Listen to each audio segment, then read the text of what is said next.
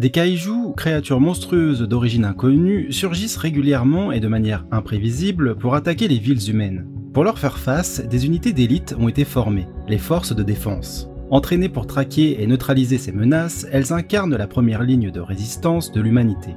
La 3e division, dirigée par la capitaine Mina Hashiro, abat justement un kaiju dans la ville de Yokohama. Tandis que la population acclame ses sauveurs, une autre équipe entre en scène, bien moins visible, celle du nettoyage. Leur mission, ingrate et éprouvante, consiste à traiter et évacuer les restes gigantesques des monstres.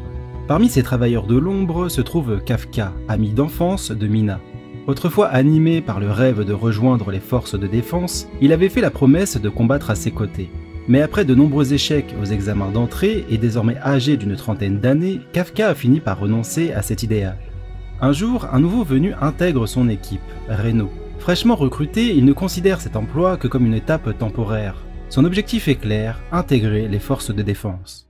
Lors d'un échange, Kafka lui confie qu'il partageait autrefois la même ambition, mais qu'à force de tentatives infructueuses, il a fini par abandonner. Touché par cette sincérité, Reno se rapproche de Kafka, qui l'encadre et finit par le prendre sous son aile. Une amitié naît rapidement entre les deux hommes.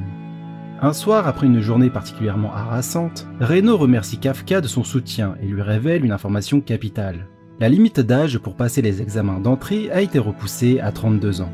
Cela offrirait à Kafka une ultime opportunité de réaliser son rêve. Mais avant qu'il ne puisse y réfléchir, un Yoju, un kaiju de classe inférieure mais toujours extrêmement dangereux, surgit et attaque les deux nettoyeurs. Kafka s'interpose pour protéger Reno et lui ordonne d'aller chercher du renfort. Resté seul, il tente de repousser la créature mais se retrouve rapidement submergé. Alors qu'il croit sa fin imminente et regrette de ne jamais avoir tenu sa promesse, Reno revient pour lui porter secours. Ensemble, ils tentent de résister jusqu'à ce que Mina et sa division interviennent et éliminent la menace en un instant. Gravement blessés, Kafka et Reno sont hospitalisés. Marqués par leur combat commun, Reno exprime à Kafka sa conviction. Il a clairement sa place au sein des forces de défense. Ces mots ravivent en lui une flamme qu'il pensait éteinte. Mais avant qu'il ne puisse se remettre, un petit kaiju parasite doté de la parole apparaît à l'hôpital et s'introduit dans la bouche de Kafka. Celui-ci subit alors une transformation brutale, il devient un kaiju humanoïde. Kafka tente de convaincre Reno qu'il est toujours lui-même malgré sa métamorphose, mais son apparence monstrueuse effraie un vieil homme qui, pris de panique, donne aussitôt l'alerte aux autorités. Contraints de fuir l'hôpital, les deux acolytes prennent la route. Kafka peine à maîtriser son nouveau corps, sa force est incontrôlable, ses gestes imprécis et chaque mouvement menace de provoquer des dégâts. Pourtant, alors qu'il cherche à se cacher, un kaiju surgit à proximité, semant la panique. Sans hésiter, Kafka décide d'intervenir. Il neutralise la créature et sauve une mère et sa fille d'une mort certaine. Malgré son apparence terrifiante, la fille le remercie avec sincérité. Ce geste simple ravive en lui son rêve oublié, rejoindre les forces de défense pour protéger les autres. Peu après, les troupes de Mina, divisées en deux escouades pour traquer à la fois Kafka et le nouveau kaiju apparu en ville, arrivent sur les lieux. Face aux décombres et à la carcasse pulvérisée de la créature, tous s'interrogent sur ce qui a bien pu se produire. 3 mois s'écoulent. Kafka et Reno, ayant décidé de s'inscrire au concours d'entrée des forces de défense, reçoivent finalement leur réponse. Ils ont réussi la première phase des examens de sélection. Lors de la deuxième phase, ils font la rencontre de Kikoru, une jeune recrue brillante et d'un orgueil à toute épreuve, mais surtout fille du directeur général des forces de défense. Lors des premières épreuves, centrées sur des tests physiques, Kafka se sent rapidement dépassé. Son âge avancé, comparé à celui des autres candidats, le handicape lourdement, et il peine à suivre le rythme. Sans surprise, il se classe parmi les derniers. En contraste, Kikoru, qui n'est autre que la grande favorite de cette session malgré ses 16 ans à peine, excelle avec insolence. Arrogante et sûre de sa supériorité, elle ne manque pas une occasion d'humilier Kafka. Profitant d'un moment de répit, Reno lui présente les autres candidats les plus prometteurs. Haruichi, Iharu et Aoi, tous jeunes, rapides et déterminés. C'est alors que Shoshiro, chef adjoint de la 3e unité dirigée par Mina et président du comité de sélection, conduit les recrues dans une salle d'évaluation spéciale. Là, on leur remet une combinaison de combat, conçue à partir de fibres de kaiju. Non seulement elle renforce les capacités physiques de son porteur, mais elle permet aussi de mesurer son taux de synchronisation, un indicateur clé du potentiel au combat. Kikoru se distingue immédiatement, atteignant un taux de puissance libéré de 46%, surpassant largement tous les autres candidats.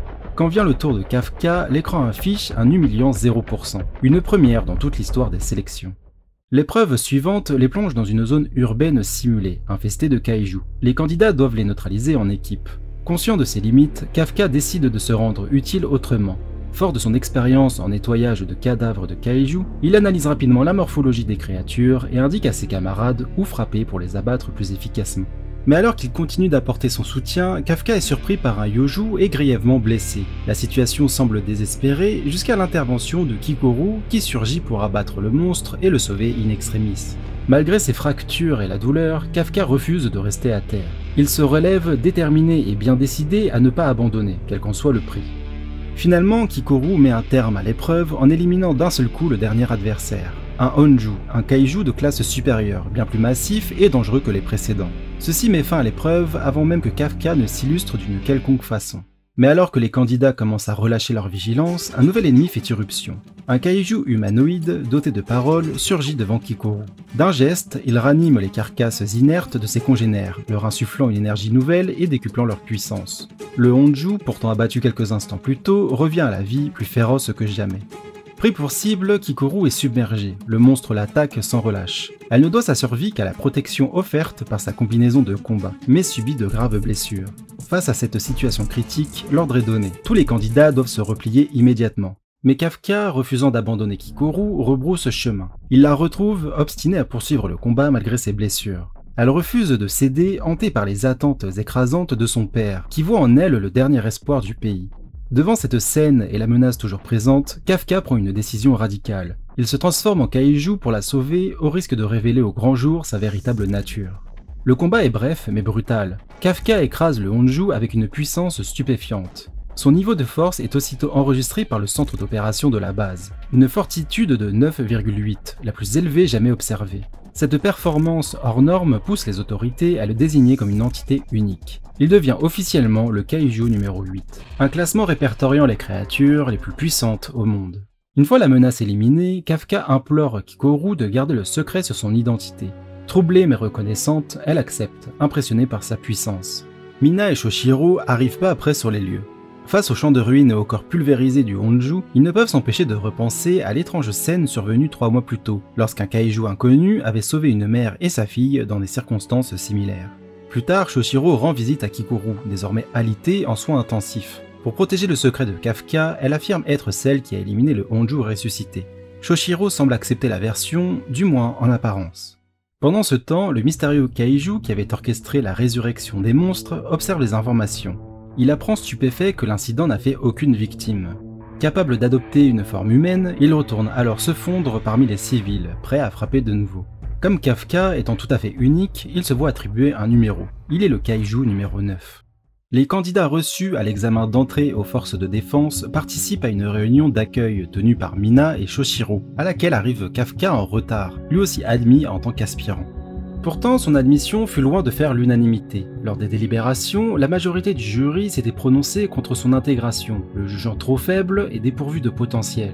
Mais Shoshiro prit sa défense, soulignant sa capacité à soutenir ses camarades sans jamais chercher à briller, prêt à se sacrifier pour le groupe.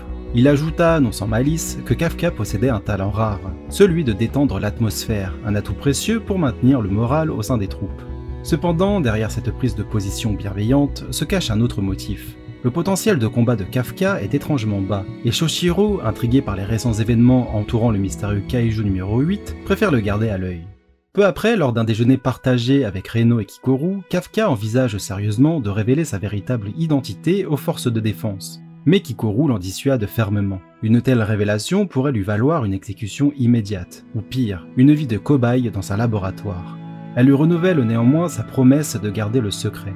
Toutefois, elle le prévient sans détour. Si un jour elle juge qu'il représente un danger, elle n'hésitera pas à l'abattre elle-même. 2 mois s'écoulent. Les nouvelles recrues poursuivent leur formation intensive et la plupart d'entre elles progressent régulièrement. Kafka, en revanche, atteint enfin un modeste 1% de puissance libérée. Mais loin de se décourager, il persévère, bien décidé à prouver sa valeur autrement que par la force brute. Un soir en pleine nuit, l'alarme de la base retentit. Une nouvelle apparition de kaiju est signalée. Réunis en urgence, les membres de la 3e division écoutent Shoshiro leur annoncer la nouvelle. Cette fois, les recrues vont être envoyés sur le terrain. Kafka et ses camarades sont ainsi déployés pour leur toute première mission officielle. L'intervention vise un immense kaiju de type Honju, dont la progression chaotique sème sur son passage une nuée de Yoju, plus petits mais tout aussi redoutables en groupe. La capitaine Mina ordonne l'opération à distance, tandis que le vice-capitaine Shoshiro supervise les recrues sur le terrain. Chaque escouade reçoit des ordres précis, assignés à la neutralisation de cibles spécifiques dans un déploiement méthodique. Incapable de rivaliser physiquement avec ses coéquipiers, Kafka choisit une autre voie. Toujours grâce à son expérience dans le nettoyage de cadavres de kaiju, il part inspecter les carcasses des ennemis déjà abattus. Il identifie ainsi rapidement des points faibles récurrents chez les Yoju et transmet ses observations à Shoshiro, qui salue la pertinence de son analyse. Pendant ce temps, les forces aériennes concentrent leurs attaques sur le Honju principal, le forçant à se replier vers une zone dégagée. Là, Mina entre en scène, armée d'un lourd canon. Elle tire alors 4 fois, bien plus que nécessaire pour neutraliser la créature. Un geste symbolique, presque personnel, adressé à Kafka pour lui montrer ce qu'elle vaut réellement. À ses côtés, Shoshiro lui révèle que Mina est une spécialiste de l'élimination des cibles massives, tandis que lui préfère s'occuper au corps à corps des kaiju de taille moyenne ou plus réduite. Alors que le Honju s'effondre, de multiples Yoju surgissent de son corps dans un ultime sursaut. Ils sont rapidement éliminés, du moins en apparence, car bientôt certains montrent des signes inquiétants de régénération. Pendant ce temps, Reno et Iharu s'enfoncent plus profondément dans la zone d'opération. Là, ils tombent nez à nez avec une menace inattendue. Le kaiju numéro 9, celui-là même qui avait ranimé ses congénères lors de l'examen. Ce dernier bloque alors leur communication, les isole du reste de l'équipe et les attaque violemment, leur infligeant de graves blessures. Pourtant, le monstre ne cherche pas à les éliminer immédiatement. Il souhaite en garder au moins un en vie pour l'enlever et l'étudier. De son côté, Shoshiro est alerté de la perte de contact avec leur escouade. Il dépêche aussitôt une équipe en reconnaissance vers leur dernière position connue. Mais avant que les renforts n'arrivent, Kafka localise ses camarades et se précipite à leur secours. Il se transforme en kaiju et se jette dans la bataille. Il engage le combat contre son homologue et parvient presque à l'anéantir. Mais au moment critique, l'arrivée de soldats humains interrompt le combat, offrant au kaiju numéro 9 l'occasion de fuir. Kafka, conscient d'avoir révélé une nouvelle fois sa nature, prend également la fuite pour ne pas être découvert. Toutefois, Shoshiro, désormais en alerte, ne tarde pas à le retrouver. Tombant sur Kafka toujours transformé, il le prend immédiatement pour le responsable de l'attaque contre Reno et Iharu, et sans hésiter engage le combat. Maître du combat rapproché, Shoshiro attaque avec agilité et précision. Chaque coup vise un point vital et Kafka peine à suivre le rythme. Mais au moment où un coup fatal semble inévitable, il parvient à projeter Shoshiro au loin et en profite pour prendre la fuite. De retour à la base, la 3ème division célèbre la réussite de sa première mission et la sortie de l'hôpital de Reno et Iharu. Lors de la fête, Shoshiro prend Kafka à part pour lui annoncer une décision importante. En reconnaissance de son aide capitale dans l'identification du noyau des kaiju, il est officiellement intégré comme membre à part entière des forces de défense. Peu après, c'est Mina elle-même qui confirme son nouveau statut. D'un ton sérieux, elle lui rappelle néanmoins qu'il a encore beaucoup à prouver s'il veut un jour se battre à ses côtés. Avant de s'éclipser, elle précise que Shoshiro prendra le relais temporairement. Elle doit assister à une réunion stratégique visant à définir la marche à suivre concernant les cas du kaiju numéro 8 et numéro 9. Pendant ce temps, ce dernier poursuit ses manœuvres dans l'ombre. Il prend possession du corps d'un nouvel humain et retourne se fondre parmi la population. Durant la nuit suivante, la base est prise d'assaut par surprise. Une horde de créatures volantes fond sur les installations menées par un mystérieux kaiju humanoïde. En réponse immédiate, Shoshiro prend le commandement des opérations défensives, et tous les soldats sont mobilisés en urgence. Sur le champ de bataille, Kikoru fait son apparition, brandissant une hache de combat forgée spécialement pour elle. Une arme massive à la hauteur de ses capacités hors normes. Par sa seule présence, elle impose le respect. Elle est sans conteste le 3e pilier de la base, juste derrière Mina et Shoshiro en termes de puissance. De son côté, ce dernier engage un duel féroce avec le kaiju humanoïde. Rapidement, il comprend que l'ennemi n'est pas un adversaire ordinaire. Pour éviter des pertes inutiles, Shoshiro l'attire vers le terrain d'entraînement, un secteur isolé, puis désactive les limites de son armure afin d'accéder à son plein potentiel de combat. L'affrontement est brutal, Shoshiro enchaîne les attaques, taillant profondément la chair du kaiju. Il manque de l'éliminer, mais l'avantage est de courte durée. La créature se régénère sous ses yeux, puis change de forme, prenant une apparence gigantesque bien plus menaçante encore. Épuisé, son armure en surchauffe après avoir libéré toute sa puissance, Shoshiro continue de lutter malgré ses limites physiques. C'est alors que Mina fait son retour sur le champ de bataille, armée d'un imposant canon. Kikoru et Reno viennent aussitôt prêter main forte, unissant leurs forces à celles du vice-capitaine. Grâce à cette offensive coordonnée, le kaiju finit par être terrassé. Mais à peine la 3ème division commence-t-elle à relâcher la pression qu'une nouvelle menace se manifeste. Les créatures volantes restantes, toujours actives dans le ciel, se rassemblent et fusionnent, formant une bombe colossale. un projectile vivant équivalent à une ogive nucléaire qui se dirige droit vers la base. Face à l'urgence, Kafka n'hésite plus. Il choisit de sacrifier son anonymat pour sauver ses camarades. Devant toute la division, il se transforme en Kaiju numéro 8. Dans un élan fulgurant, il s'élance dans les airs, percute la bombe et la projette au loin. Suffisamment loin pour que l'explosion titanesque n'endommage pas la base et ses environs. Après avoir révélé sa véritable nature pour sauver ses amis, Kafka est immédiatement placé en détention par les forces de défense. Peu après son incarcération, il est transféré au quartier général sous haute surveillance. C'est Mina qui se charge personnellement de l'escorte, sous les yeux de toute l'unité. Malgré la gravité de la situation, les membres de la 3e division témoignent ouvertement de leur confiance en Kafka, refusant de croire qu'il puisse représenter une menace. Dans l'ombre cependant, les hautes sphères de l'armée débattent de son sort. Parmi elles figure le général Isao Shinomiya, père de Kikoru. Les options sont sur la table, éliminer Kafka, l'utiliser comme arme vivante ou lui accorder une chance. Pour trancher, Isao décide de tester Kafka lui-même. Il enfile une armure expérimentale forgée à partir des restes du redoutable Kaiju numéro 2, un vestige d'une ancienne bataille. Kafka, de son côté, veut prouver qu'il reste humain, qu'il peut se défendre sans perdre le contrôle. Mais face à la puissance écrasante d'Isao, ses efforts s'effondrent. Acculé et dépassé, il finit par céder. Sa nature de Kaiju prend le dessus. Dans un déchaînement incontrôlé, Kafka cède à la bête tapie en lui. Le monstre prend le dessus, balayant ce qui lui reste d'humanité. Alors que Kafka s'apprête à porter un coup fatal à Isao, un ultime souvenir de Mina traverse son esprit. Cette image suffit à briser l'élan destructeur du monstre en lui. Dans un sursaut de lucidité, il parvient à stopper son attaque en la retournant contre lui, à reprendre le contrôle et à réaffirmer avec force son identité humaine. À la suite de cet affrontement, le Conseil des forces de défense se réunit pour statuer sur son sort.